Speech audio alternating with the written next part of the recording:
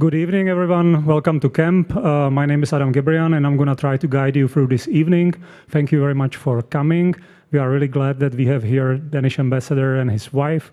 Of course, our vice mayor, Petr Hlaváček, who's going to do an introduction to the lecture. But let me tell you a bit of organizational stuff for the evening. So we're going to have, of course, a lecture of Bjarke Ingels. That's why you are here. Fortunately, we can save the introduction to him because he needs no introduction. So, we're going to save a bit of time. And he's going to deliver a lecture about their work and later on about specifically Vltava Philharmonic. At the end of the evening, or let's say the lecture event, we're going to move to the smaller white hall. There is a little exhibition about the project and its current condition. Also, let me greet not only you, but those of you who are watching the videos outside or at your home. And for you who are in here, I'm going to try to maximize your time to ask questions because I think that's really important. So please already start to think about your questions. And at the end of the lecture, I'm going to come to you or somebody else going to come to you with the microphone. So we're going to try to have as many questions as possible, and Bjarke is willing to answer all of them. So let's see. I guess it might take longer than everyone thinks, but we never know. And I think you're not going to be disappointed. It's going to take longer, no? So let's start with the introduction from the Vice Mayor, Petr Hlaváček.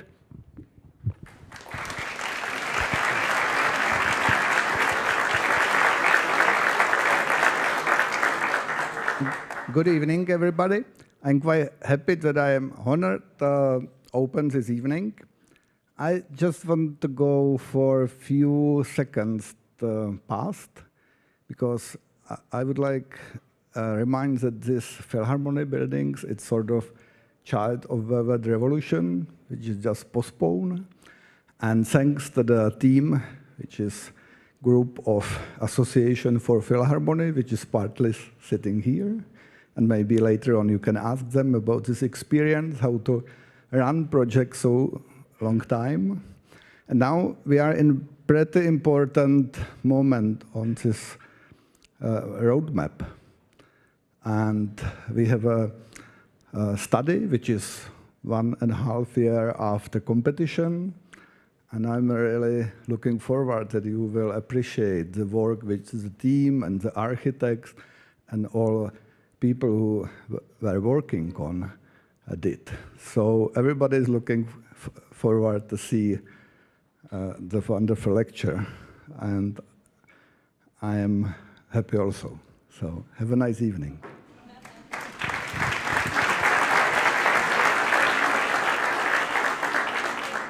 So please, everyone, welcome Bjarke Ingels.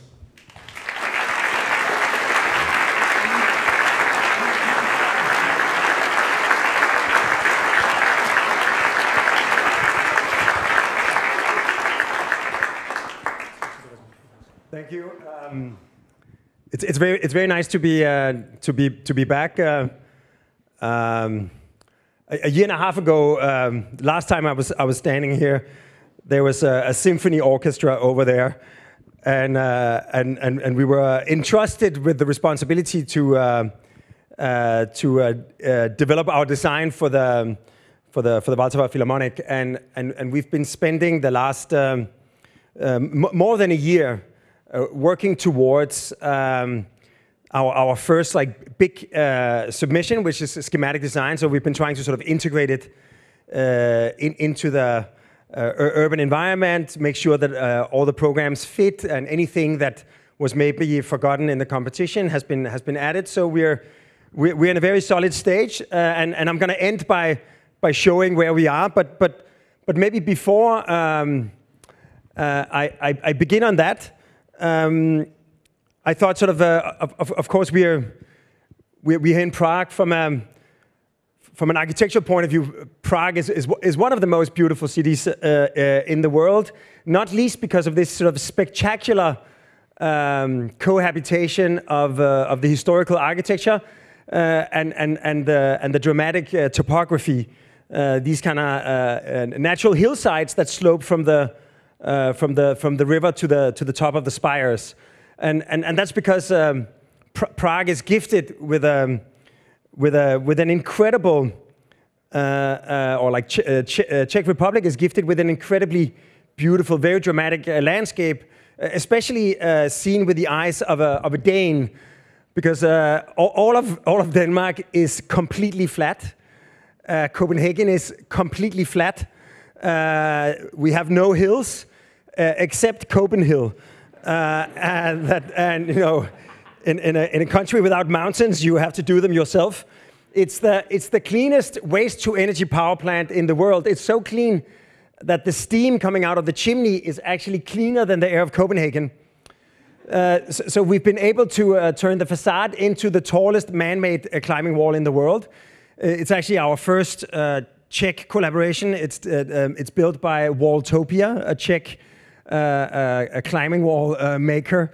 And if you're too afraid to climb the facade, you can ride an elevator inside the building up to the. You can admire all the technology that scrubs the CO2 and filters particles from the air, and you can get to the roof, where you have a man-made mountain where you can hike and ski. And you know, Denmark got 0 medals in Sochi and in Beijing. We hope over time that's going to change now that we can practice at home. This idea of a power plant so clean that we can turn it into a mountain meadow is part of an idea that we call hedonistic sustainability. The idea that the clean technology is not only better for the environment, it also is much more enjoyable for the people living there. Like the sustainable city, the sustainable building is not just better for the environment, it's more enjoyable for the people that live in it. And we discovered this idea more than 2 decades ago when we completed our first project. It's, I think it's my own echo outside. That's interesting. I think it's scientifically proven that when there's an echo, you start stuttering. So keep an eye out. But we designed the Copenhagen Harbor Bath, essentially extending the life of the city into the water around it. And we also designed the harbor bath in Aarhus, sort of doing the same thing. And when we opened it, we thought it was kind of clear that there was something special happening here, that a clean port is not only nice for the fish, it's also amazing for the citizens that live in that city. They don't have to drive their cars for hours to get to the beach. They can literally jump in the port in the middle of the city. So that became the sort of advent of hedonistic sustainability. Shortly after, like a decade after, we opened the Danish pavilion in Shanghai. The subject for the World Expo was Better Cities, Better Life. And we thought of the pavilion as a condensation of all the things that make Danish cities more sustainable and also more enjoyable. So you have the blue bicycle lanes of Copenhagen. Copenhagen was also the first city in the world to have a system of free city bikes that people could just simply borrow. More than 50% of the Copenhageners commute by bicycle. So in the pavilion, we could remind the Chinese the thrill of riding a bike through the city instead of being stuck in a traffic jam. It also made it the perfect museum for impatient people, because you could drive through the whole exhibition in 5 minutes without missing anything. In the heart of the pavilion, we recreated the harbor bath, allowing the Chinese to feel how clean, if not how cold, Danish harbor water is. We were trying to find a way to attract the Chinese, and we were looking for common denominators between Denmark and China. And we found that in the Chinese public school curriculum, they have 3 fairy tales by Hans Christian Andersen, one of them being the story of the Little Mermaid, the national symbol of Denmark. So we proposed to move the mermaid to China. I had to go to Parliament to argue her case. And as you can see, we got her. Then we had to get her through Chinese customs. And finally she made it to the pavilion. And then we thought sort of to to heal the wound that she left behind for the 6 months she was gone, we invited Ai Weiwei to imagine an art installation in her absence. And he created, he mounted a surveillance camera, Chinese surveillance camera in the pavilion that was shooting a live footage to a video screen mounted in her absence in Copenhagen. So when the tourists would go in vain, they could see that she was okay. She was just on the other side of the planet. And he called it the Mermaid Exchange, that it was the only uncensored live TV feed from China to the rest of the world for 6 months. So there was like a series of pursuits of this idea of hedonistic sustainability. Also because, like Prague, in Copenhagen, the water is really a very significant part of the urban experience. And for instance, like in front, you see a little village we created using upcycled, decommissioned containers. We actually put them on a barge in a shipyard in Poland. Then, when the weather was nice, we dragged it across the Baltic Sea and into the port of Copenhagen. And in one of these urban riggers, we call them, you have 18 students living. And essentially, like very compact living. We used a NASA insulation, so we have very thin walls, so we could recycle the container as it was.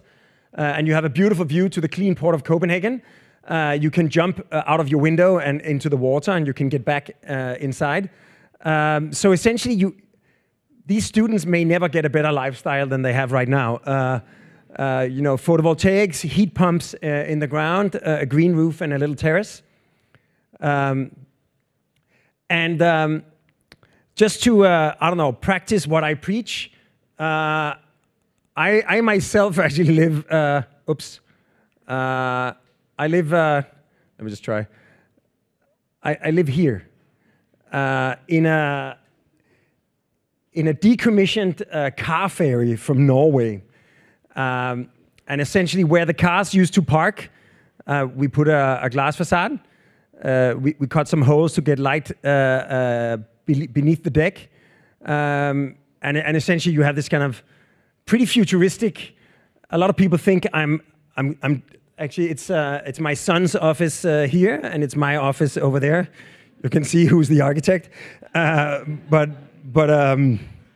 my desk always looks like that. So a lot of people think I'm dialing in from a spaceship when I'm having Zoom calls. But essentially trying to reimagine all the aspects of this old ferry and try to find a nice way of living. I like the place, especially because I see the sun rising over a mountain we built ourselves, and setting over the Queen's Palace. One sort of way to explain let's call it the power of architecture, is to explain the Danish word for design, which is formgivning, which literally means form giving. Because to design something is to give form to that which has not yet been given form. In other words, to give form to the future. Because when we're designing a space or a building, we are giving form to the world that we would like to find ourselves living in the future. And when you think about it like that, design becomes much more important than style or aesthetics and fashion, and it really becomes about what kind of world would we like to live in. Maybe just a few examples to sort of elaborate on this idea. This is one of my favorite photos. It's all the richest people in Denmark and me. It's basically the family that makes Lego. It says something about a country when the richest people are the people that make Lego. But they asked us to imagine the home of the Lego brick. An architecture where you could unfold the potential of Lego. So of course this is the architectural model. For those of you who are architects, a Lego man is a 1 to 50 person, proportioned roughly like myself. And this is the real building. And we try to sort of imagine an architecture that would be as inviting and engaging and as inclusive as Lego is itself. So the roof is a series of interconnected playgrounds that sort of invite people to climb the building and explore without a ticket. It's this kind of porous collision of volumes that is open in all corners, so you can enter the Lego square. Light comes in between the galleries above. The citizens of Billund can roam around freely without a ticket.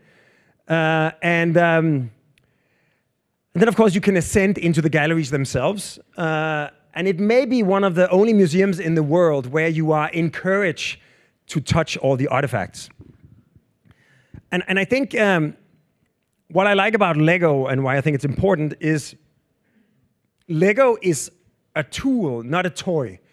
It's a tool that empowers the child to create his or her own world and then to inhabit that world through play and to invite her friends in joining her in co-creating and cohabiting that world.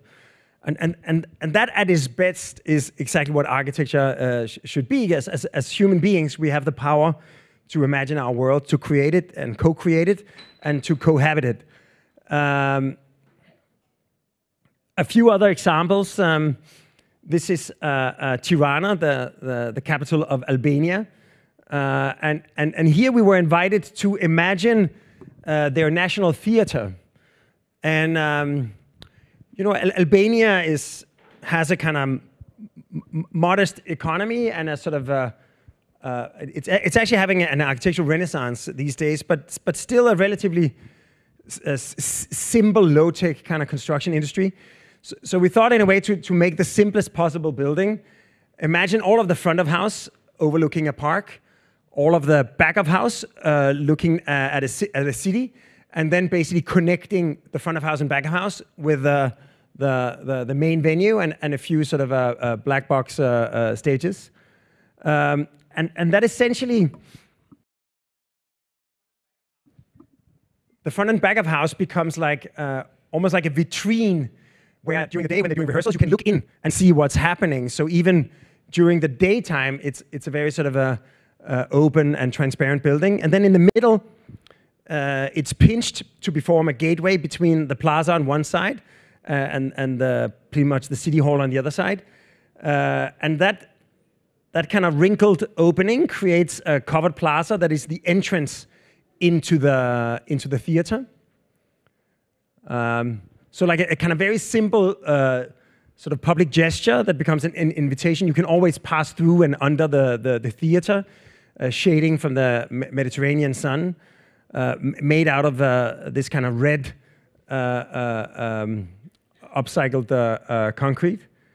And then underneath, on one side, you have the main entrance. On the other side, you actually see the understage. So if you walk by, when there's actually a play happening above, you might see, you know, Harry Potter waiting to appear on the stage. And as you move in, again, we try to keep everything as simple as possible. I mean, the national color of Albania is red. We found this beautiful red stone that is locally sourced. And then you basically find this kind of journey moving up along the main hall. And as you continue up towards the roof, the main hall is faceted out of hot rolled steel. So we try to use like very simple material, a mixture of perforation and reflective surfaces. It creates the perfectly calibrated acoustics, almost like an origami of black steel. The multifunction halls all have views and visibility and possibility of daylight.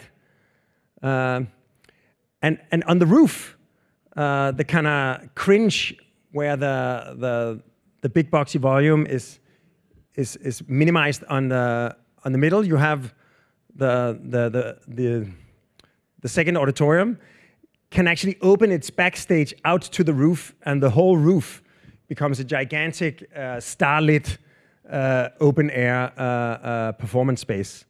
So in some way, we've tried to sort of squeeze as much creative energy and performance possibility into the smallest possible volume.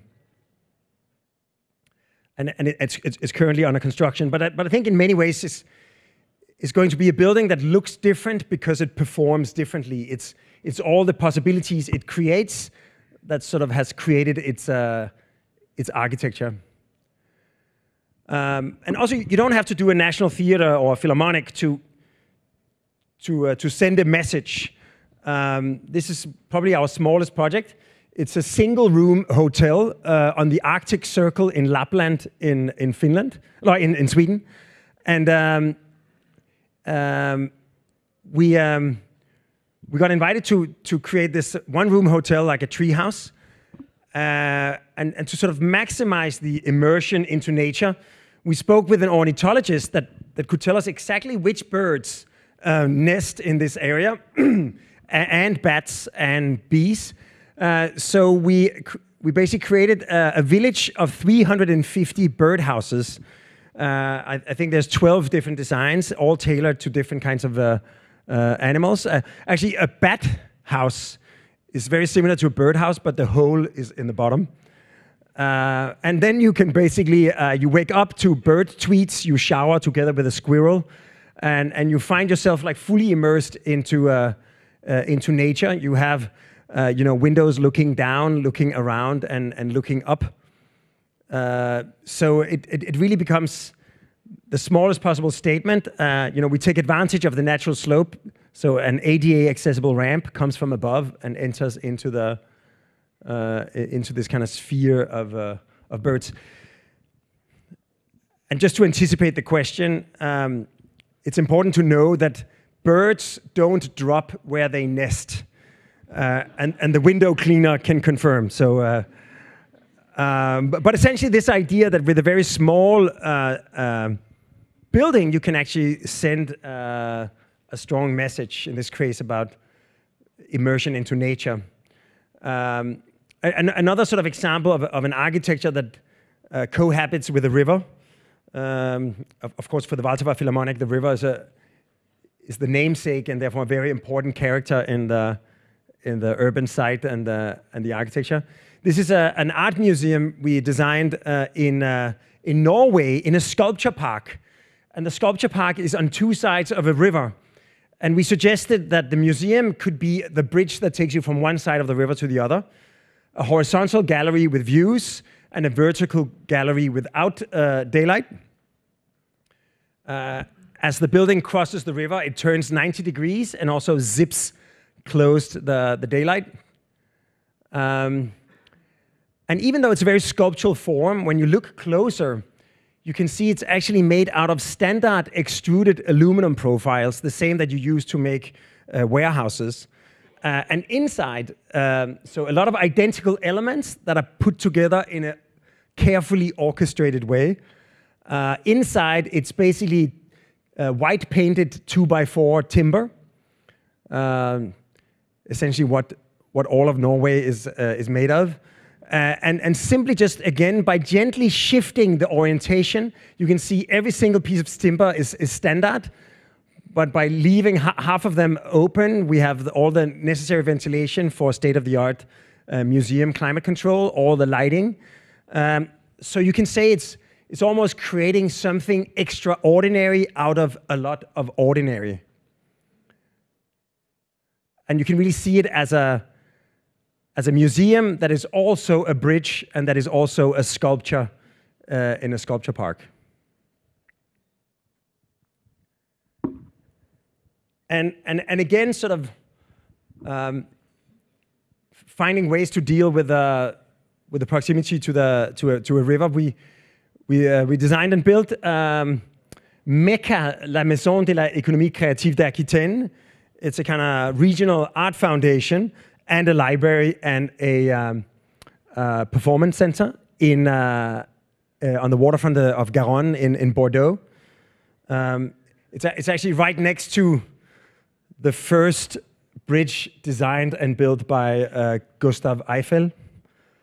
And the basic idea was very simple: take the three institutions and turn them into a single building, like a frame between the city and the river.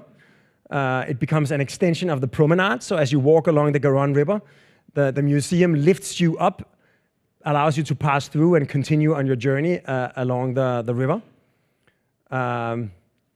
Essentially, the theater and the library becomes the pillars that carries the art museum. The art museum occupies the top, where it has skylights and a sculpture park. And then, of course, the foyer for all three institutions on the ground.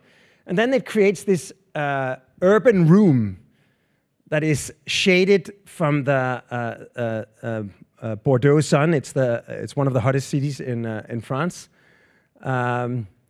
Gently lifts the public up through the building and out. It creates like these kind of effortless seating in the shade of the building, overlooking the river.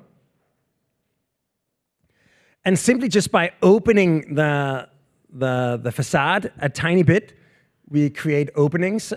So all the programs that lead daylight are sort of visible from the outside, almost like a little pattern.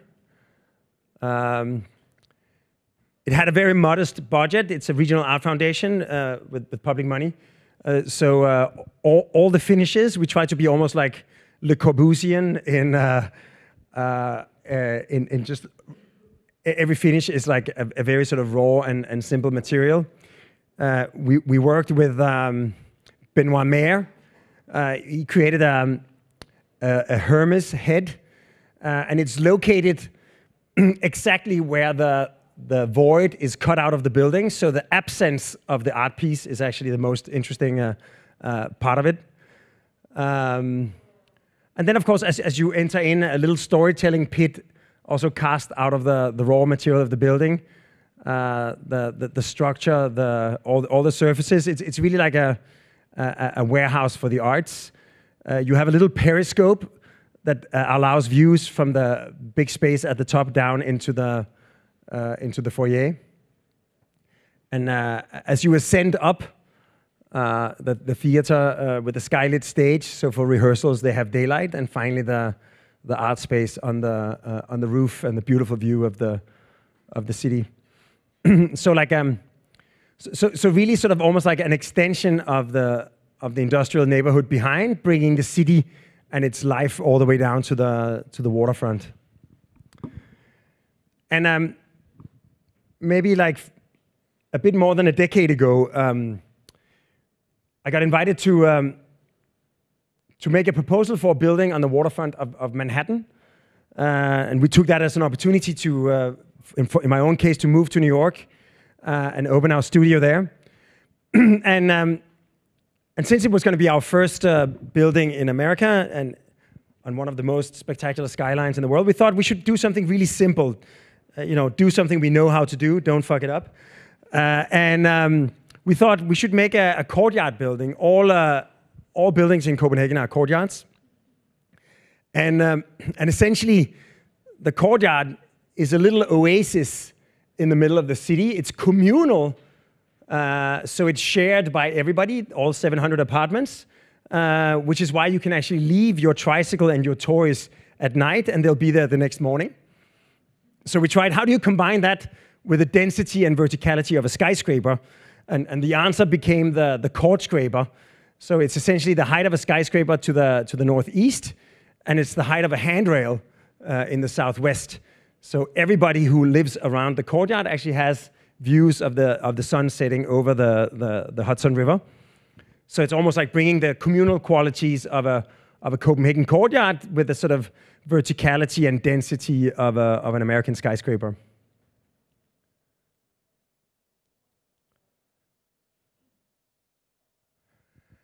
And then maybe sort of a last port building. In Amsterdam, we recently opened the Sluishuis. It's essentially a Barcelona block. It's 100 by 100 meters, 10 floors tall.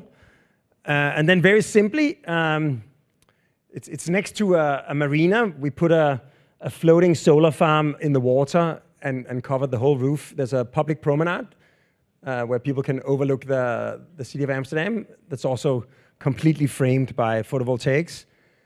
And then basically towards the northeast, we lift up the courtyard so you can sail into the city block.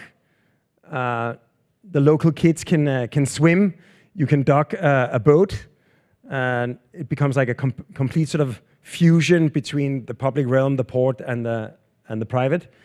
The facade is made out of maritime aluminum, the same you make boats of. So the facade literally continues into the water. And to the southwest, to let in sunlight, some of the apartments become houses with gardens, and you can actually walk all the way up to the public promenade. So the building itself becomes an extension of the city landscape of Amsterdam. It's also piled on energy piles, extracting heat and cold from the port and using it to heat and cool the building. And lastly, we ourselves actually just finished our own headquarters in Copenhagen. You can see it's still half a construction site. It's at the end of the city, so the street ends here, and here we have just planted 56 trees. So this summer we're going to open a public park, and we try to sort of imagine a 7-story building where everybody is working in the same space. So every floor is only half built, and every floor is connected to a terrace that is connected to the terrace above and the terrace below. So you can actually walk all the way from the roof garden and all the way down to the park outside the building. And inside, it also works as a fire stair, like a Soho fire stair that's outside the building. Inside, you always have views and access to your colleagues above and below. There's no core in the middle. There's only a single column, a little piece of stone between the beams of the floors. So that in some way we've managed to transform a 7-story building into one team working in one space. And then, of course, you have these kind of spectacularly framed views of the surrounding city. So this is what our workspace looks like. Trying to translate a lot of our practice into reality. But of course, in March 2020, suddenly our workspace looked like this. Like everybody else, we went remote, except our model workshop. We found out that the 3D printers and the plexi sheets we use for making models could actually be used to make emergency medical equipment like face shields and ventilator tubes. And in the first 6 weeks, we managed to manufacture 25,000 of these items and give them to the local healthcare providers until the supply chain could catch up. And we thought that was like quite interesting that almost by accident, we had within our company the tools and the skills to address one of the most urgent issues on Earth at the time, access to emergency medical equipment. So we thought, like, what else? What would be the biggest problem we could address with the skills we have as architects and planners? The planet. So we thought, what if we would actually use our methodology as architects and planners to make a plan for a sustainable human presence on the planet? And we started doing it. We started with a number. 173,000 terawatt hours per year. That's the total energy bill of all of Earth. If you look back 200 years, we've always been burning wood. Then we discovered coal, oil, and gas. And even the renewables today is a relatively small part on the top. But you can see this sort of explosion in access to energy led to one of the greatest increases in quality of life. So you can see, like measured in life expectancy on every single continent, it created an incredible transformation for everybody. But of course, the side effect is that each year we emit 50 billion tons of CO2, the equivalent of 2 by 2 by 2 kilometers of coal. And every year we add another one. And the carbon emissions get trapped in the atmosphere, and they trap heat and cook the planet. You know the story. So we thought greenhouse gas emissions come from CO2, methane, nitrous oxide, and F gases. And they come from a whole range of human activities. And to sort of create a framework for the planet, we divided it into 5 verticals related to greenhouse gas emissions. They're transportation, energy, industry, food, and waste. But then another 5, unrelated to climate change, but still essential to solve if you want to have a sustainable human presence on Earth: biodiversity, health, pollution with like particles in the air or plastics in the oceans, habitation, and access to water. So for simplicity, I'll only sort of talk about greenhouse gas emissions, but essentially we also asked, what's the problem we have to solve? We're 8 billion people today, 7.7 when we started. We will be 10, so it's a bigger problem. And we should all have access to the same quality of life as, say, Denmark. So the problem is actually twice as big. But this is the problem we should solve. And then to make it tangible, we thought, why don't we scale it down to 1 earthling? That was 1 earthling. This is 100 earthlings.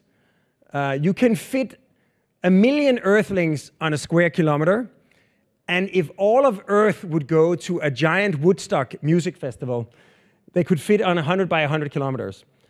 So instead we thought, like, since it's about like a sustainable presence on Earth, if we divide all of Earth into 10 billion equally sized plots of land, then like each of you would have a share in 225 by 225 meters. 2/3 would be ocean. 1/10 would be uninhabitable, glaciers, mountains. And then roughly 1 hectare would be habitable. And half would be agriculture and city, and the other half would be nature. And essentially, this is where all our problems come from. All the emissions, all the transformations. And if we start with energy as almost 3/4 of the issue, we use energy to power our buildings, our transportation, and our industry. And with using only existing technology, you can electrify all of these industries today, which means that you can power them with, instead of using every year, each of us use this much oil, coal, and gas, you can deliver the same amount of energy with this much offshore wind and sun. And if you have the same sort of energy use as Denmark, you need a little bit more.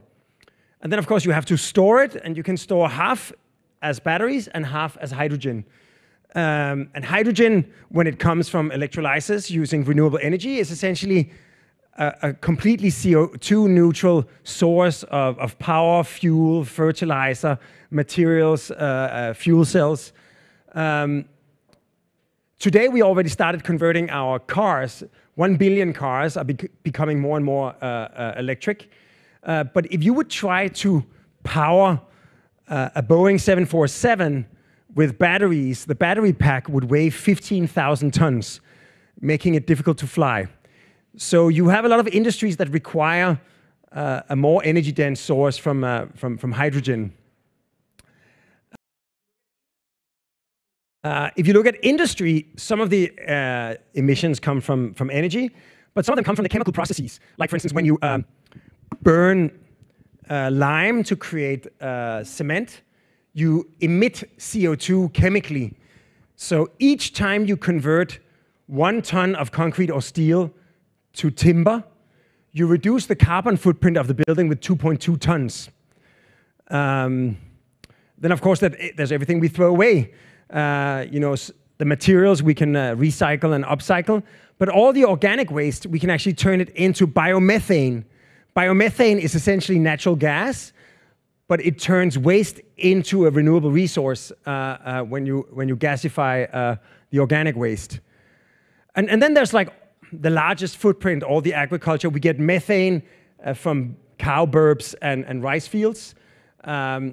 When we burn crop residue, it emits CO2 and nitrous oxide into the atmosphere.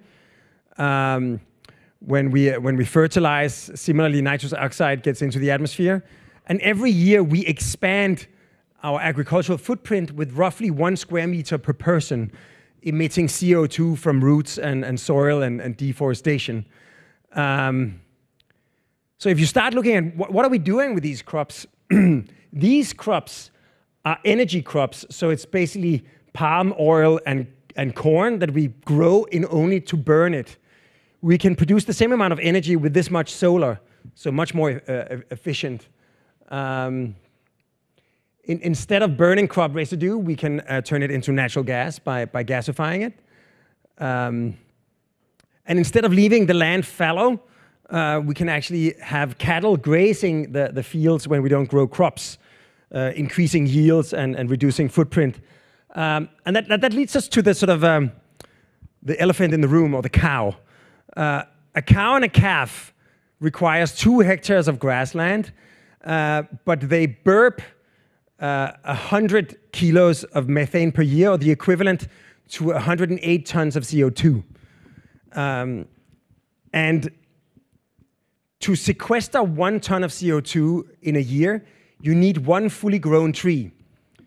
So it just so happens that 108 trees fit perfectly on 2 hectares of land. And actually, the natural habitat for large ruminants is silvopasture, the combination of animal husbandry and trees. So by converting to silvopasture consistently, you get happier cows, you increase biodiversity, and you sort of make a much more beautiful natural landscape, and the trees will sequester the greenhouse gas emissions from the cows. And for instance, like if you look at the last 50 years, the amount of land used for cereals remains the same, but the yields have more than doubled. So if we simply convert to existing proven technologies and existing proven methods, such as silvopasture and polyculture, we can actually take the necessary footprint necessary to sustain one earthling sustainably from this to this. And if you add the footprint of the windmills and the solar farms, and you can even combine wind and sun with agriculture, you can actually see that it fits perfectly and comfortably within the available square we have, and this is what we actually use today. So it's quite clear that we don't have to wait for new technologies to be invented before we can act and solve the problem, using only existing proven technologies. And we don't need like 10 Earths to sustain a population of 10 billion people with the quality of life of Denmark. We actually can perfectly fit within what we have. So it's not really a technological or design problem, it's actually an execution problem. And of course it needs, and you can see this is how much it requires to sustain all of the Danes, and this is Denmark, and how much it requires to sustain the Americans, or even all of Earth. So, and of course this process has to happen, incrementally. We need to sort of electrify all of our homes so we can power them electrically with renewable energy. We need to upgrade the envelopes to reduce heat loss and overheating. We need to build with sustainable materials. We need to harvest the available energy. We need to move between our buildings with electric mobility or bikes and or walking. It's actually easy to make cities more walkable and bikeable by making them greener. Then we need to convert our waste. We need to harvest renewable energy so we can power our industry and our buildings and our transportation. we need to convert to the most efficient form of agriculture, so we can create more forests, so we can increase biodiversity around our cities, but also so the trees can sequester the carbon we still emit. And essentially, as you move through all across the territory at every scale, we need to implement things that we already know what are. So you can say, like, of course, at big, and this is only a fragment of the plan for the planet that we've done as an in-house research project, essentially just to answer some of our own questions. And of course, we don't have any jurisdiction over Earth, so no one asked us to do this. So what's the point? I think what I see happening already to ourselves and our collaborators is that doing the plan for the planet has given us an insight and a clarity that we didn't have before. And we started aligning the projects we do with the principles of the plan for the planet as good as we can. And that means that, like, sort of almost like project by project, we're beginning to give form to a future that is more aligned with the principles of the plan for the planet. And just a few examples. This is the most environmentally friendly factory in the world in Norway. It's made out of locally sourced timber. We negotiated with the fire department that we only had to cut 5 meters of trees around it. So the evergreen forest acts as sun shading, so the factory workers look out into this kind of beautiful, it's like making furniture inside a forest. It's entirely made out of timber, which almost makes it like a museum-grade factory. They do paint and woodwork, so the two materials you have is paint and woodwork. It was kind of funny because we got this idea that all the floors are color-coded by what processes they occupy. And then, of course, we needed to source the machines in the same colors. So we had this kind of funny process of calling a guy in Munich in Germany and telling him that we want his machine in pink. And he's like, nicht möglich. And then in the middle, all the administration overlooks the factory. And the roof is covered in photovoltaics and naturally sourced, locally sourced turf. So we even sort of took wood stubs, etc. So the habitat on the roof has the same habitat richness. So after we built the building, there's the same amount of habitat for the local animals as there was before. In Luxembourg, we are completing a 90,000 square meter timber building in the airport, and it's mostly timber except on the ground floor. It's concrete for anti-terror purposes, which means that the raw building already looks beautiful. Like before you put any finishes, you have this kind of incredible environment, and because you have some pretty large spans, we couldn't make the big girders entirely out of timber. So we took this kind of process where most of the members could actually be timber, but then some of them would become stupidly big in timber, so we just changed them to steel. So it's like 90% timber, 10% steel. And you end up having almost like pedagogical understanding of how the structure works. And sort of encouraged by this, so it's currently under construction, finishing in at the beginning of next year. We're designing the main airport terminal of Zurich, which will be the largest timber building on Earth, entirely made from locally sourced Swiss pine and fir. So you'll be able to smell it when you get off the plane. You have a skylight that opens up as the maximum building envelope increases. And in the middle, you have the control tower, almost like a campanile in the middle of a square, pulling up the skylight. So the skylight becomes the control tower. Like, as an architect, you're always afraid when you announce a design, what is going to be the nickname and in this case, it became the espresso cooker, you know, which I think is a good name, you know. And in Sevilla, the hottest city in Spain, we are building the joint research center for the European Commission. It's half a public square and half the European Commission. It's covered by this kind of canopy of photovoltaic panels that creates a shaded square, which means that we can make the facade in one of the sunniest places in the world entirely out of glass, because it's already shaded before the sun hits it. So you just have soft daylight. It's a naturally ventilated square, making it very comfortable, and meaning that the citizens of Sevilla can see what the commissioners are doing. Also, you have a series of lovely outdoor spaces for the people working there. And it means that the building actually produces twice as much energy as it consumes. So in the end, the photovoltaics are funded and maintained by the local energy company. So it becomes almost like an energy machine or a decentralized power plant in its own right.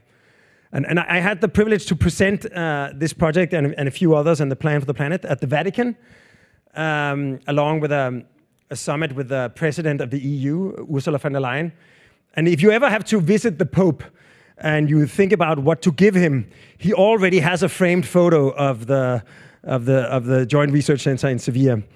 I'm not a Catholic, but if I was, this could be my ticket to go to heaven. And maybe lastly, for Google, we created this kind of canopy of photovoltaics in a beautiful landscape next to the San Francisco Bay. And the landscape is actually root zone gardens. So the roof canopy collects all rainwater. Then all the gray and black wastewater is actually filtered through the landscape and then let clean into the bay. So the landscape that you see as beauty is actually also performing. The only material is photovoltaic tiles. The Googlers call them dragon scales. But it's essentially a Swiss product that has a kind of textured surface, so it doesn't look so reflective. It's quite beautiful material. So the only facade material is basically making power out of light. And then the structure is a grid shell that has a catenary curve, because the natural sagging is the most materially efficient way to make a long span, so minimizing. You can see how incredibly thin the roof structure is. And then the smiles are proportioned to let in just the perfect amount of daylight to make sure that everybody has light. So I think that all of these projects are essentially examples of how I think the future can not only be more sustainable, but also more fun to work in and more beautiful to live in. And then, of course, what I've been spending the last year and a half on, like I mentioned last time I was here, it was an incredible day of celebration. It was the first time I tasted the pork sandwiches that we just had again. It brought back sweet memories. And the last sort of year and a half, we've been working hard towards, in February, we will be submitting a schematic design, which is essentially all the sort of traffic solutions, all the sort of urban integration, and all the programming. And I would sort of love to sort of show you where we have arrived, because obviously we've been through quite a journey, and it would be disappointing if you can't recognize what we showed a year and a half ago. But essentially, the idea of the Vltava Philharmonic is to almost like celebrate the journey of the Vltava River, like portrayed in the Vltava Symphony, the journey from the stream, the source in the mountains, the stream that goes through the sort of Bohemian forest, passes through dams, through cities, and eventually makes it to the big city. and sort of in return also to sort of celebrate the urban spectacle of a city full of like well-defined, beautiful plazas, the kind of dramatic streets that reach belvederes and rooftops, and a sort of river that in itself is a destination with riverbanks and bridges and the public buildings presenting themselves on the waterfront, and this kind of whole almost tradition there is in the organization of Prague, that you have these public buildings with generous public squares presenting themselves to the river, that the facades of some of the main cultural buildings have an address on the Vltava river. And in that sense, we try to capture all those elements and imagine an architecture that essentially is in itself a journey from the river to the roof, and that is as public and engaging and inviting, on the outside, over it, under it, and inside of it. And this is how the project looks today. So essentially, to bring the city center and the life of the city center down to the river, create a landmark both for the neighborhood but for the city, to resolve this kind of Gordian knot of trams and trains and highways and metro stops and pedestrians and cars in a kind of three-dimensional city, to create a literal and accessible connection to the river, to provide a sort of an active social environment for the fine performing arts, but also for the popular culture, and then of course to create this kind of perfectly tuned instrument for the performance and delivery of symphonic music. So our basic idea was to try to organize the program as efficiently and as rationally as possible. So with the main hall and the smaller halls, with the foyers adjoining it, the rehearsal spaces for the orchestras, rehearsal spaces for the musical school, and a kind of rooftop destination. And similarly in plan, this kind of perfect rectangular organization of a foyer that faces the plaza, the city, and the river, the small hall, the multipurpose hall, the main hall, the orchestra rehearsal. And then from this incredibly rational sort of orthogonal diagram, use the public realm, the canopies, the porticos and the terraces to create a public destination, and similarly in plan to blur the distinction between inside and outside by pulling out the canopies to connect with the environment, create a zone that is neither indoor nor outdoor, that is protected from the rain and shaded from the sun. And this kind of very basic principle created this this building that literally starts at the edge of the water and winds itself up to the main level of the city and the bridge, and from here creates a series of destinations and lookouts all the way to the top of the city. That also means that a music student can actually walk all the way up to class on the outside of the building. So you can see the site plan very simply occupying the space between the bridge for the train and the bridge for the cars. A big plaza in front of the building to the west, direct ascent off the bridge and down into below ground and onto the highway that has now been sort of overflown. So instead of having cars dominating the waterfront, suddenly it becomes public life.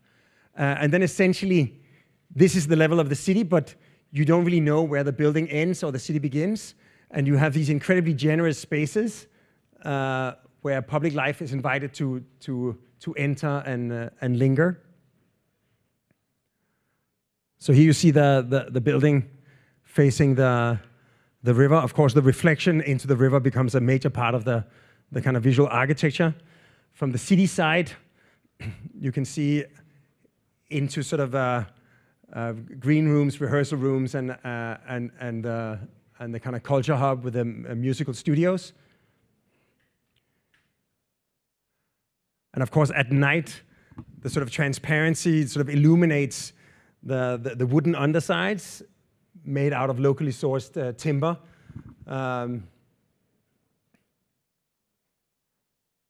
Towards the water. Again, this kind of, by pulling out the balconies and the terraces, you get these kind of lookouts where you are almost at the edge of the water's edge. A kind of stone pavement, also made out of locally sourced stone, and the sort of integration of greenery sort of blurs the distinction between what is park, what is plaza, what is building, and then the kind of stepping of stones create a series of like informal hangout spaces or even sort of informal performance spaces. So it becomes, you know, what could normally or sometimes be construed as a kind of fine art, highbrow cultural institution becomes a very sort of welcoming and accessible landscape of kind of familiar local materials and an abundance of places with views and shade and sun and shelter. So on the plaza level, between the city and the traffic of the main street, a very permeable zone that also becomes an informal hangout space. So before performances or after, a place to linger and hang out. And here's sort of the kind of urban corner from the northwest, the kind of main urban facade, and a kind of view into the public foyer. And again, sort of when the light drops and the sort of energy rises, the building sort of really comes alive when it starts actually inviting guests for the performances.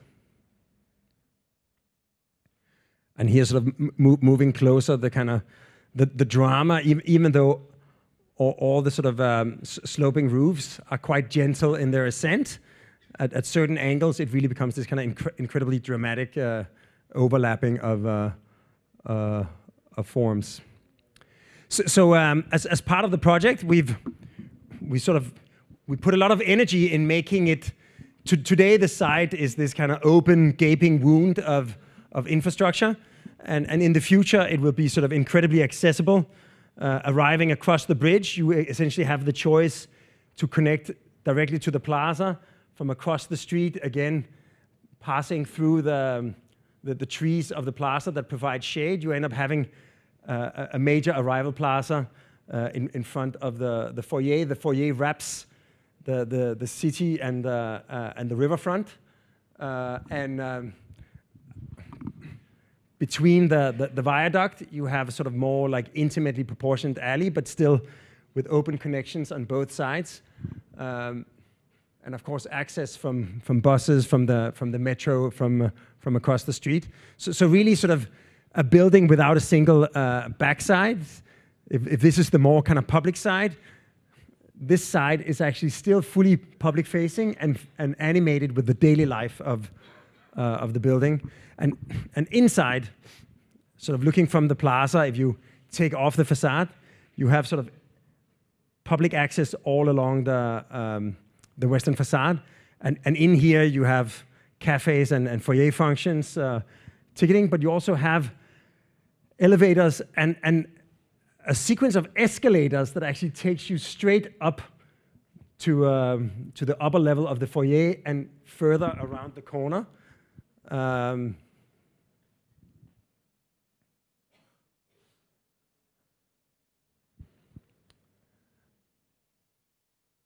I am not getting beautiful. Further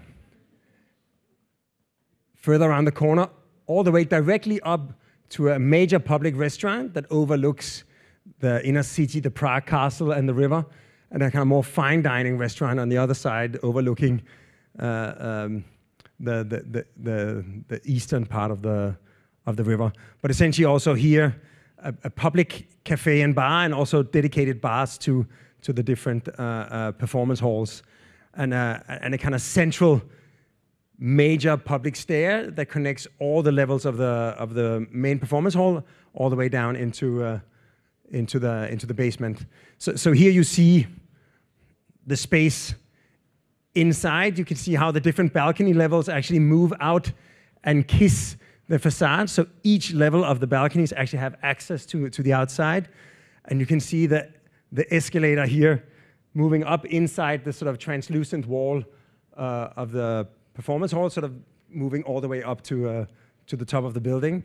And here, sort of looking along the facade of the main plaza, you have this kind of Pyrenean space where every single level expresses itself, and you can see like the moment where there's the possibility to connect to the outside, the kind of balcony level sort of stretches out and kisses the facade and creates a connection.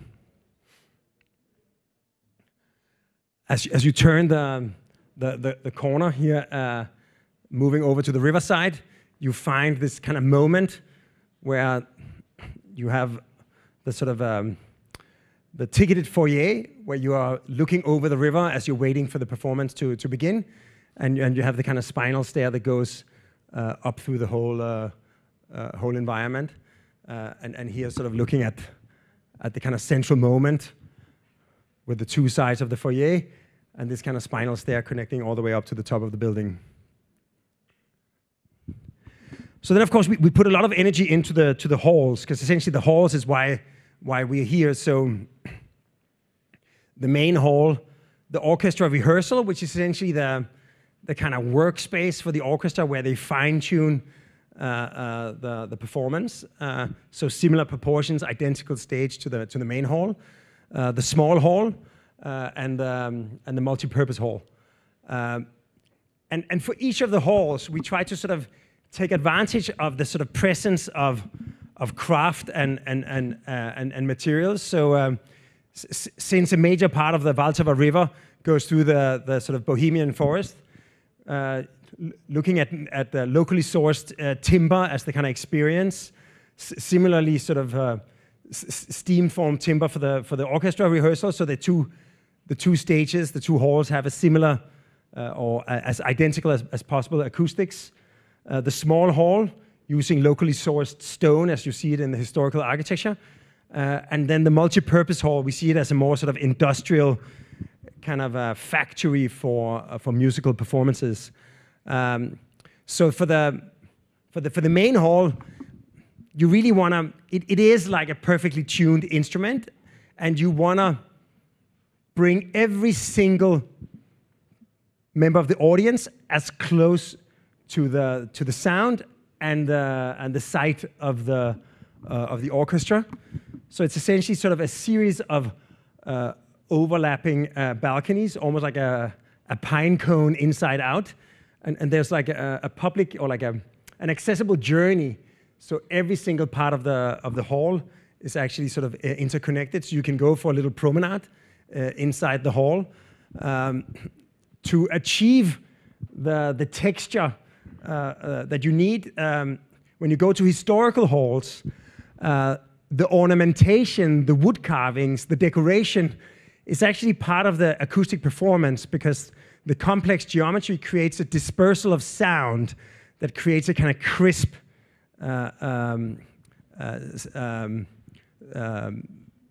sound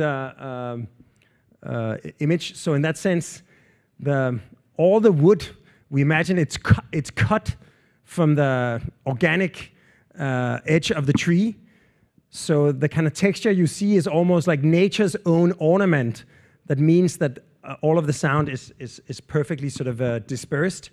And you can see this kind of overlapping of balconies that are all sort of interconnected, and how that sort of continues up in the geometry of the roof. And then the main reflector in the ceiling, made with a local manufacturer of cast glass. So almost like an acoustic chandelier that disperses light and sound perfectly into the hall. For the orchestra rehearsal, that is essentially like the workshop for the orchestra, where they fine-tune the music. Again, sort of echoing this idea of tree trunks, the convex shape again gives a good sound dispersal, that the sound is spread from the curve of the convex forms, steam-formed timber in the ceiling and on the walls. For the small hall, a kind of more formal rectangular hall with a flexible rake. That means that you can sort of vary the slope and even create a flat floor.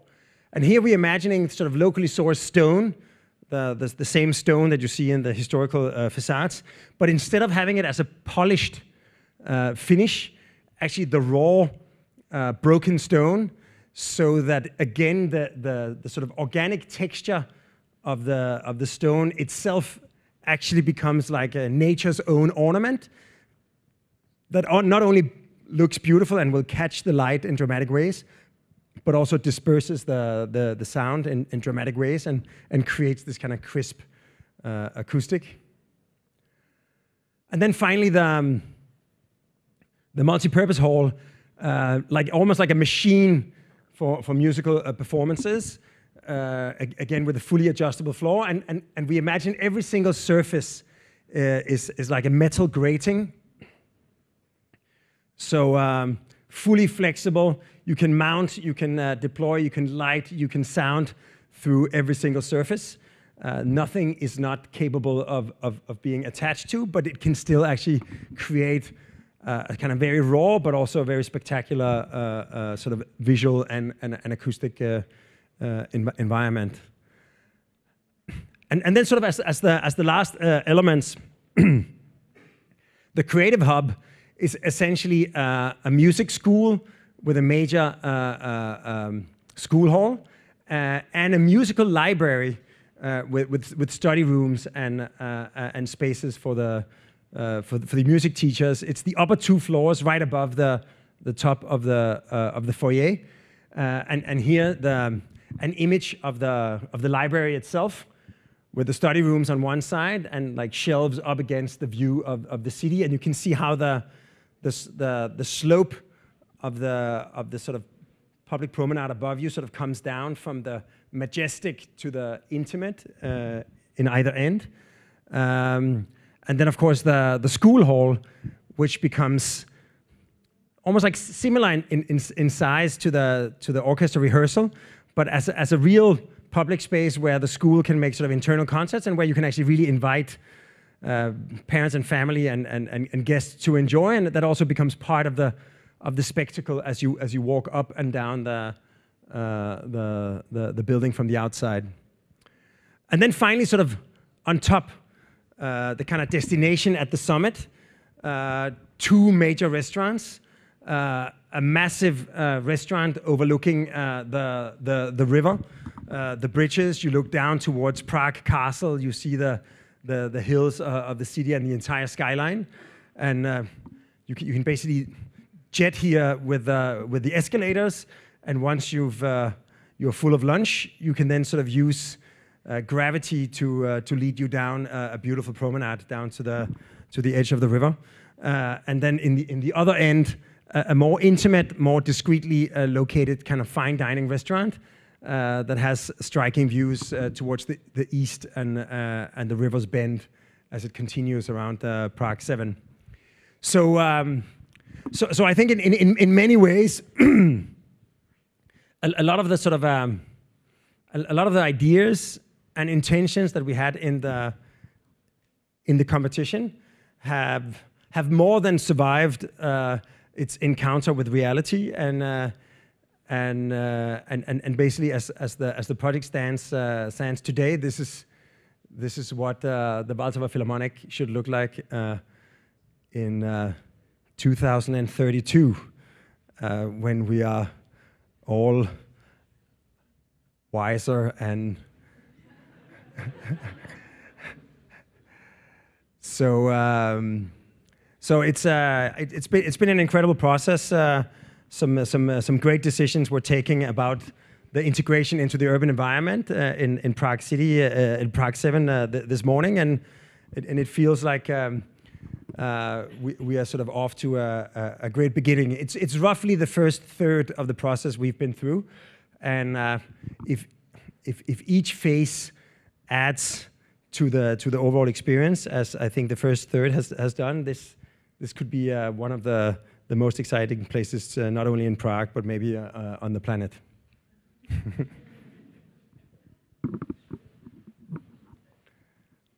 This is all I have.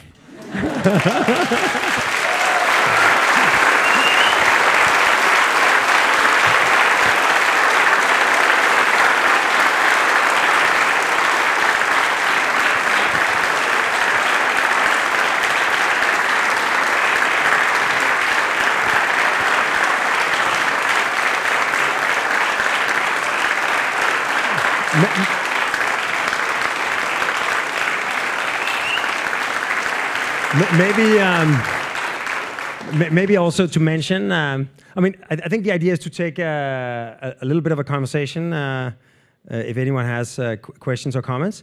And then also maybe I just want to mention that, of course, some people from my own team, Jan Magazanik, who's a citizen of Prague, actually, and Daria and Shane, who are toiling the last year and a half of their lives to make this happen. Yeah, maybe get up, and then also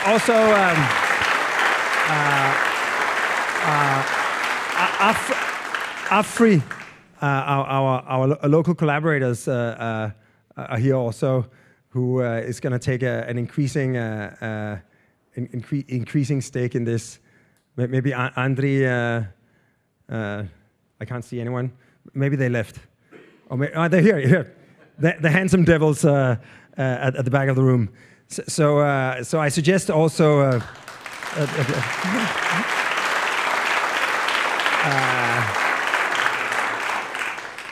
I suggest saving a few questions for them. Okay, thank you, Bjarke. Thank you for coming to camp and delivering the lecture and spending your time on this project. I think we all appreciate this. And please, now it's your turn, and you've got really this chance to ask this guy anything, and he's going to try to answer as honestly as he can. So there's a couple of people with microphones. Also, I have one, so please just wave at me, and we'll try to deliver the microphone as fast as we can. So let's try. I see one over there. And remember, please, the best questions are the shortest ones. I see. Thank you, Mr. And please just stand up. Thank you, Mr. Ingels, for the lecture, for the project. My question is, what is honestly the biggest challenge of this project for you? I mean, I think, I mean, with a little bit of optimism, I think the biggest challenges so far, and that's essentially a disproportionate amount of our energy has gone into solving the Gordian knot of the existing site. You know, how do you actually allow a public building to connect down to the waterfront while still having on and off ramps connecting to a highway, and the train above and the metro below, and even today the street is not really at grade. There's a tram that goes under the road, even though it's a normal urban road, goes up like an elevated highway almost. And to resolve all that, not only has been a sort of engineering and traffic and flow and structural challenge, but also even some kind of legal challenges with some things are grandfathered in, and even though they're terrible now, the second you change them, all the rules change. And I think with a little bit of optimism, it feels like those hurdles may be behind us. And then, of course, I think in the next stage, so it's really been about programming and urban integration. In the next stage, a lot of our focus is going to be on sort of optimizing the environmental performance of the building. I mean, of course, we already have principles in place of locally sourced natural materials like timber and stone, taking advantage of local expertise in sourcing some of the special materials like the Prague tradition and heritage of cast and blown glass, and so in that sense. But we have pretty high ambitions on the sort of environmental certification and performance of the building. So I think that's going to be our challenges, and of course to do all that while keeping the economy in place.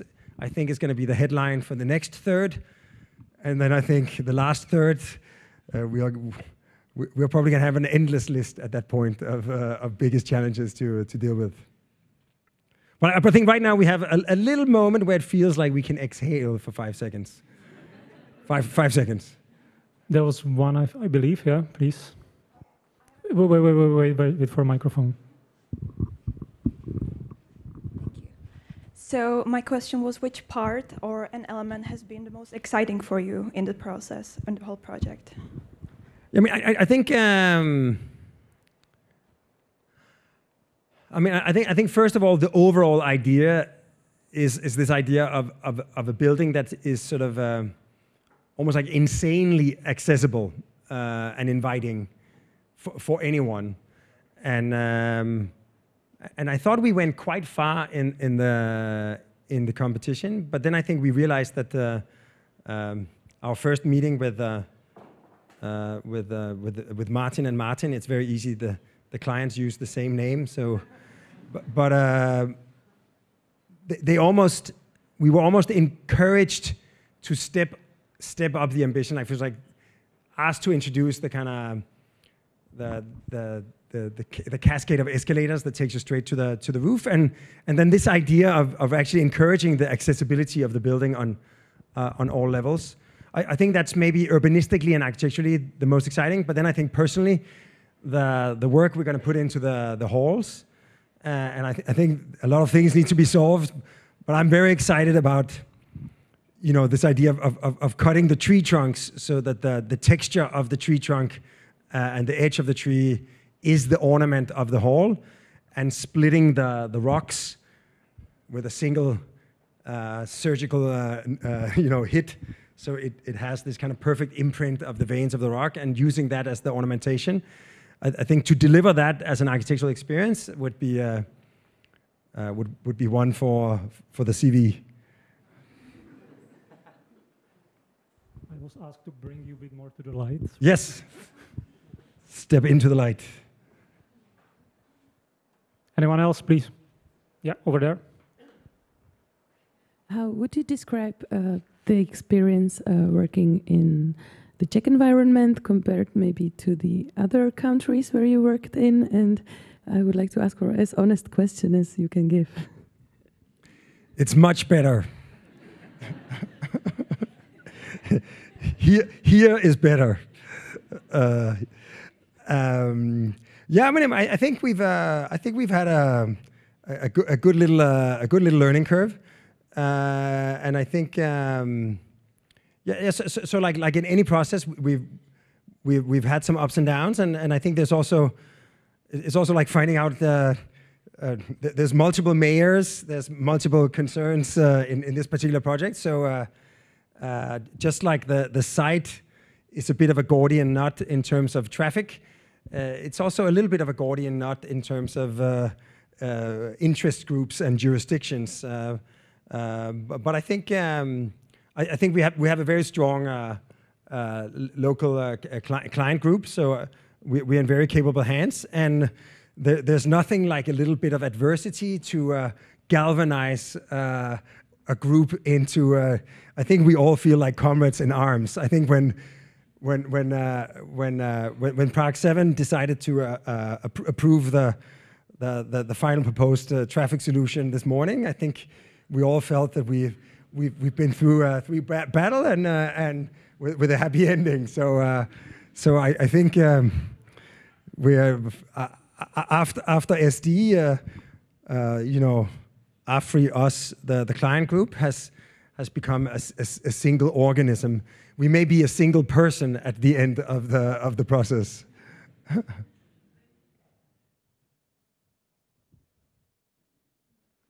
I'll see you. Thank you for the lecture. And I have a question. What was the hardest obstacle you had to overcome in this project?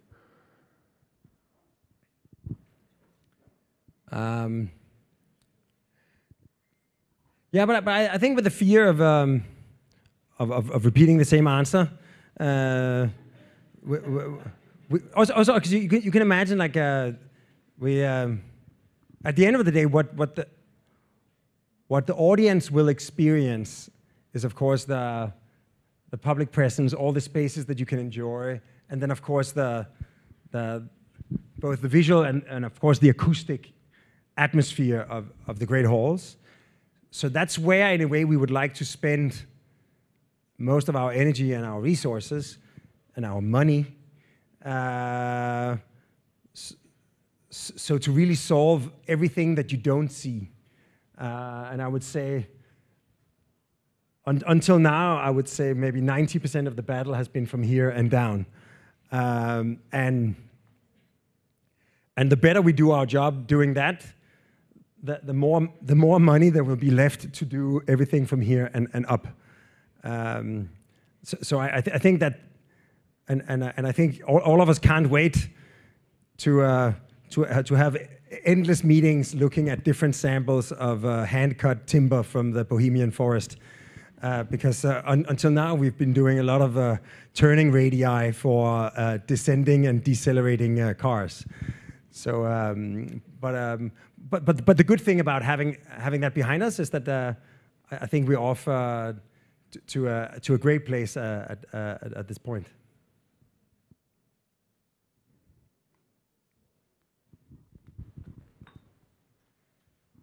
Hello. I'll have two questions, actually. So, first one is kind of personal. I live almost like 200-300 meters from the location. So seeing this recently and knowing it will be finished in 8 years, when I'll be almost 50, puts me in a really interesting... There's nothing wrong with being almost 50. I believe you. You look good. So when looking at this building and knowing that Prague is not really a rooftop city, like we have some rooftops, not many, but this is really a rooftop on a big scale for Prague, or what we are used to in here.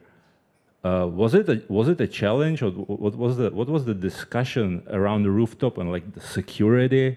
Because I mean, immediate question to my mind was like a silly one. Oh, like some people will jump or something. You know, like immediate worry when I see a rooftop that high in Prague.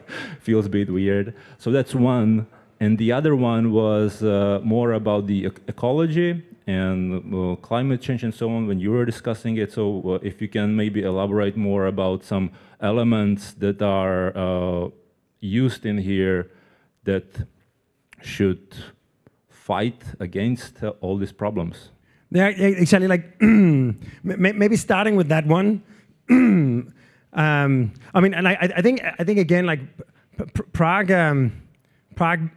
may not be a rooftop city, but if you walk around in the city, it is full of lookouts and like belvederes, and so in that sense, the natural landscape itself is so incredibly three-dimensional, and in that sense, we just try to bring some of that quality of the landscape into the architecture, and I think it will provide a very lively and interesting building, not just before and after performances in the evening, but throughout the day and the evening.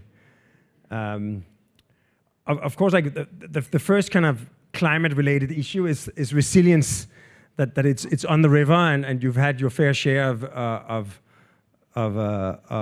floods. So the whole kind of base of the building is dealing with that as intelligently as possible. So like you essentially have spaces that can be enjoyed and accessed in general, but can also endure a flash flood. And then I would say, as I mentioned, the next stage where we go from now and the next third, let's say, is where we're going to focus a lot on the environmental targets. We want to try to reach LEED platinum if possible. And one of the things is like the main materials of the building, essentially the timber and the stone, the underside and the overside, is a locally sourced material that is as carbon neutral as possible, because like the transportation from the quarry and the transportation from the forest is going to be minimal. So in that sense, the more you can harness locally available resources and skills, the better. The large glass facades are like maximally insulated glass, and the large overhangs, the generous canopies provide not only shelter from the rain but also shade from the sun. So you have a lot of passive shading. We've also on some of the facades optimized the envelope to a proportion of transparent and clear that gives you the ideal thermal performance. And then the building is quite compact. And I think in the coming stages we're going to look. We just finished our own headquarters where we worked with the first use of its kind cement in an architectural building in Denmark, a product called FutureCem, where a third of the cement has been replaced with clay. So it creates a slightly warmer color of the concrete, but it also reduces the carbon footprint with a third.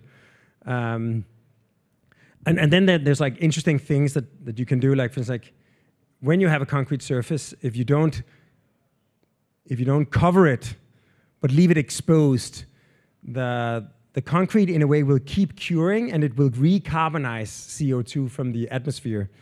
It can be as little as 5 and as much as 25% of the total emission in the lifetime of the building. So I think there'll be like a whole little checklist, because what we found is that when it comes to sort of optimizing the environmental performance of the building, it's not like one magic bullet. It's more like in every decision, you try to make it as thoughtfully optimized to this particular climate in this particular economy with the access to these particular materials, and that's how you get to LEED platinum.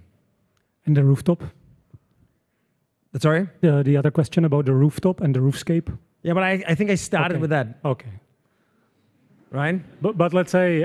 do you feel? I mean, the fear of falling down, or... No, but I think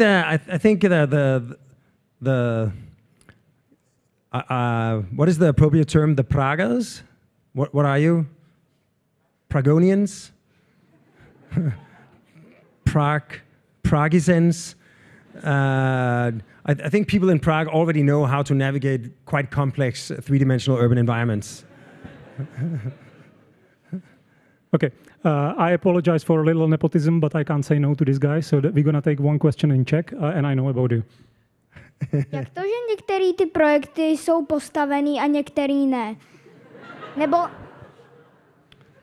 How come some of your projects are not built, and some of them they are? No, actually, it's I ask myself the same question, but I think I do ask myself the same question. It's a very good question, and I would wish that all of them were built. But I have a feeling that everything I showed today was built or in the process of getting built. So when you become as old as I am shortly, they will all be built, even the Philharmonic.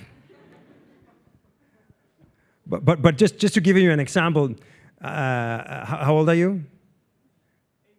So you're 8. So So this project, it is going to take as long from now on until it's finished as you have lived on Earth. That's so. Like I will be almost 60 when it's done. Okay, we have another one over there. I would like to ask, as you mentioned many times, that you would like to have as much as possible local sources, but what about textile? Because I guess it will be a lot of seeds, and will be some Czech company or Danish Quadrat company. No, actually, I know that all textile manufacturers would love to do a project like this. But again, I think we haven't sourced any of these details yet. But I think as much as possible we want to take advantage of the local know-how. Do you happen to be a Czech textile manufacturer? To be continued. Okay. Hello, my name is Emma. I apologize, I came later. So might be you already talked about accessibility for wheelchair users and handicapped people. How I can see from outside, it looks quite accessible and obviously very beautiful building. But of course, I'm used to like wheelchair user, almost 20 years on wheelchair. I'm used to that in Prague is not necessary matching the result of accessibility by new buildings. So is that like everything everything good for us for using inside and outside? Because I see there are some ways which are, I don't know if it goes in the water or something, but I see, for example, you need good brakes. No. For example, yeah, I mean, we can swim directly. I can understand that. Exactly. It's incredibly convenient. No, but like. But the roofs, for example, they are not covered. So someone already mentioned it that probably by rain or snow it could be a little bit tricky. And especially, I'm interested in this top roof.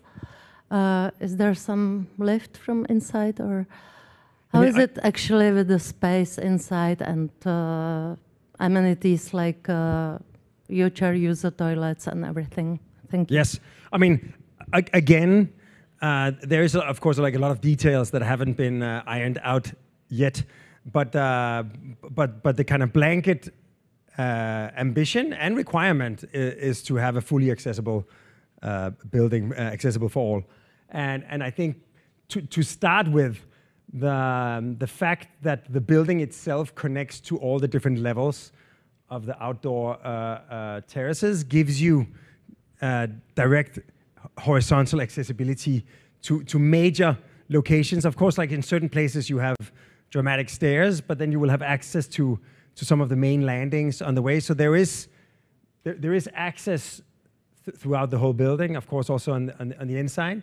And then, of course, also a lot, because of the canopies are really quite generous. So major parts of the kind of promenade on the outside of the building is also on the roof.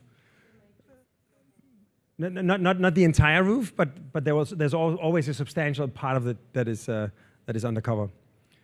So I think you will enjoy it. Yes.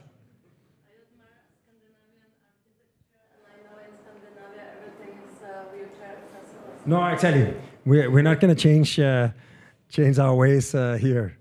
Okay. There was another question, do I believe, or no? Okay, I see you.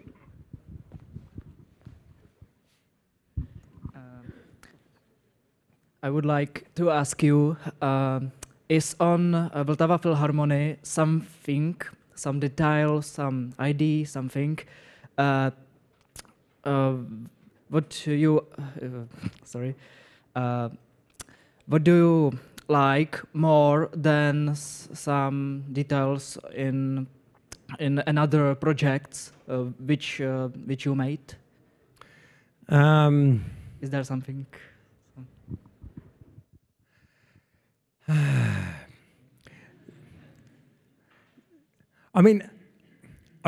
think the departure.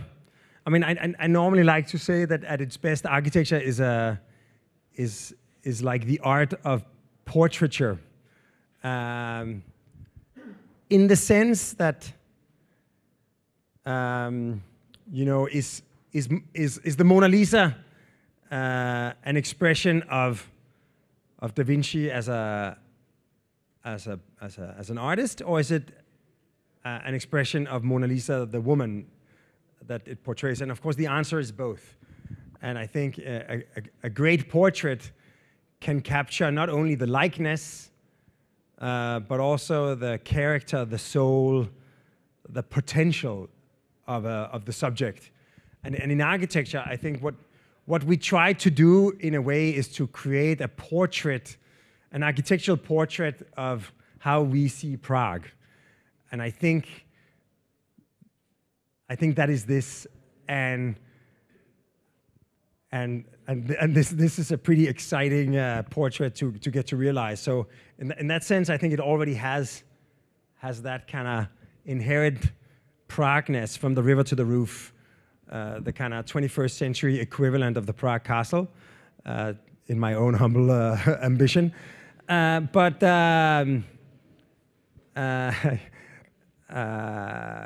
can dream, but also just remember that it's also that in the architectural design process, like I think a lot of people like to worship the idea of the genius sketch on a napkin, and this idea that the whole project is conceived in a single eureka moment. And I think what makes it exciting, and I think we have a total of 3 years of doing the full work until we can go into a tender, is that a lot of the ideas that will be striking when you go see the building in 2032 have not been formulated yet.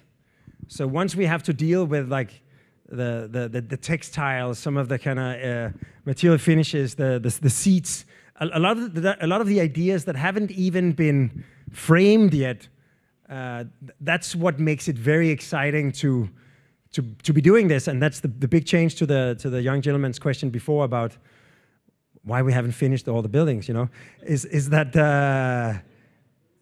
what makes it so exciting to not just create the vision, but actually go through with it, is that so many ideas and experiences and contradictions and surprises actually occur when the purity of the initial vision starts encountering the nitty-gritty reality of real life.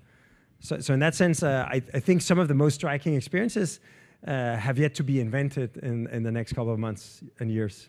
But Bjarke, this is not your first project for Prague. Many years ago, like 18 years ago, you did a competition for library. Do you think that you now know more about Prague than you did in that time? And could you compare like your attitude? No, I think I know more about Prague, and I probably also know more about architecture 18 years later. It was pretty bold, but also a bit sort of uneven proposal we ended up doing. There was a lot of energy in it, but it's maybe a good thing we didn't win that one. So I think in that sense, of course, when you're younger, especially in architecture, because there is this catch-22 that no one will trust you to design a building until you've already designed such a building, and once you get to design your first building, then they will only let you design the same kind of building. So into your late 40s, you still have to struggle to get to design a Philharmonic. And in 2032, I can now say I'm now an architect of Philharmonics. So now you can trust me with more Philharmonics. But then, of course, as you grow older, So in that sense, when you're young, you're constantly fighting against that dogma, and rightfully you can say that actually the freshness of perspective maybe is why we should be, because we don't suffer from skilled incompetence. We don't know the answers already, so we will actually think hard about the problems and maybe arrive at new solutions. That's why you should hire us.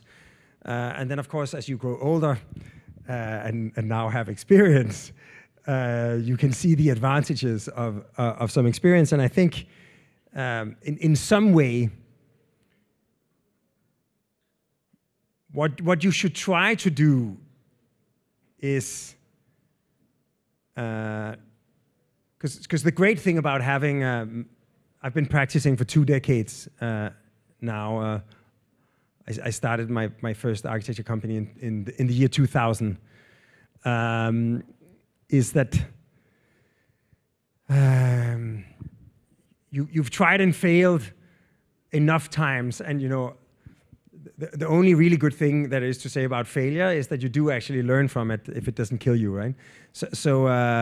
And I think if you can retain the kind of energy to desire to try things differently and combine it with a kind of ability to discriminate between which are the important battles. Maybe because in the end we are living we're practicing in a field with finite resources. There's not unlimited time schedule. There's not unlimited, although until 2032 seems quite unlimited. But there's not unlimited budget. There's not unlimited favors you can ask in a collaboration. So you have to somehow use those resources wisely. And therefore, I think what you get better at with experience is to, in a way, discriminate between which battles are really fundamental and which ones actually don't matter at all. Because also one of the things you notice sometimes is that you maybe fought like a beast for months, and then in the end you sort of had to say, okay, fuck it. And then like that second you realized, it doesn't matter. This is not what this project is all about. It's about something completely different. So why did we spend all this energy on something that isn't really what the project is about? And I think that ability to discriminate, you gain it with experience, and in that sense I think we're much better equipped to deliver now than if we would have won 18 years ago. Also, they never built the library, so I'm glad we didn't win that one. Last couple of questions. Yes. Thank you. In your creative process, do you listen to music? It's a great question. I think it's not so much in the kind of conscious creative process where you are actively trying to solve a problem or generate an idea. But then I think there's a major part of architecture that is a more tactile, physical activity where you're drawing things, you're making models, you are in a way thinking with your hands, and it's a less conscious, cognitive process. And there we listen to a lot of music because you get into a kind of flow state, and the music doesn't compete, but actually kind of blends with that more subconscious part of the practice. Because I think there's a major part of architecture has an aspect of performing arts where there is part of the craft is doing things and doing it right. And you know, like, and there it can be accompanied by music and making it, so, which means that a deadline can turn into the feeling of a party. Also, sleep deprivation is almost as good a drug as drugs. So you definitely have moments where it feels like a psychedelic party when it's actually just an exhausting deadline, including the music. Could I have a question about the site itself? Do you feel like it's a good fit for this magnificent design, or would you rather choose a different site yourself? No, but I think I mean, it's a true question in the sense that I was quite excited that we had a ticket to participate in the competition for the Philharmonic in Prague,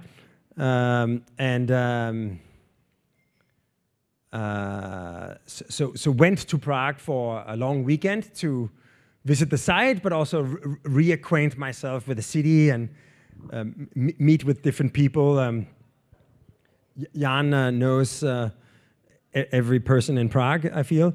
So to try to sort of listen and learn and understand what this project was all about, try to understand what were the conversations that had been had in the past, what were the critical issues, but of course to also walk the site and feel the site. And considering how beautiful a city Prague is, the site as it stands is not that. But I think the great thing is that the site is as Prague as it can be in the sense that it's right on the river. It has 2 bridges. It has visibility on the long axis of the river all the way down to Prague Castle. But it's also far enough from the kind of ultra historical city to not have to tread as carefully. If we were right on the Charles Bridge, we might be so restricted out of respect. Whereas I think here, and also it's great that if there was some kind of very precious situation, it could be very hard to justify a lot of things. Whereas here, once the building is built, you won't know of all the complexity of what happens around and underneath. And all you will see is, I think, a very sort of contemporary reinterpretation of the aspects of Pragueness. So I think in that sense, you could not wish for a better site.